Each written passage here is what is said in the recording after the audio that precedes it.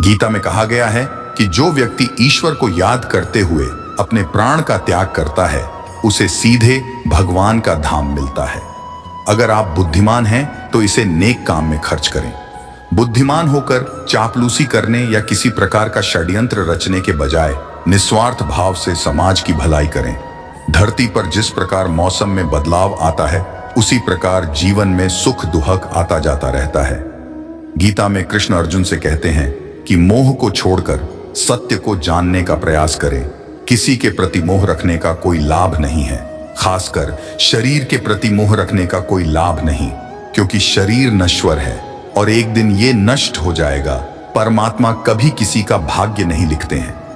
जीवन के हर एक कदम पर हमारी सोच, हमारा व्यवहार और हमारा कर्म ही हमारे भाग्य लिखते हैं। भगवान श्री कृष्ण ही इस सृष्टि के पालनहार है।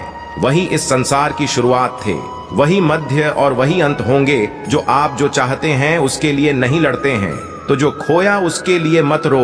मनुष्य सब कुछ चाहता है पर सब कुछ उसे नहीं मिल सकता।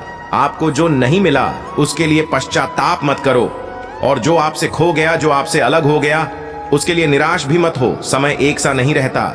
आज दुख है तो कल सुख भी आएंगे, और सुख के बाद दुख भी आना स्वाभाविक है।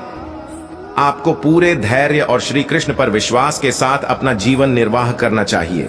भगवान श्री कृष्ण जी कहते हैं कि हमें किसी से भी अंधा प्यार नहीं करना चाहिए।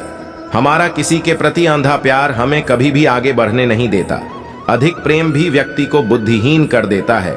मनुष्य का जीवन केवल उसके कर्मों पर चलता है।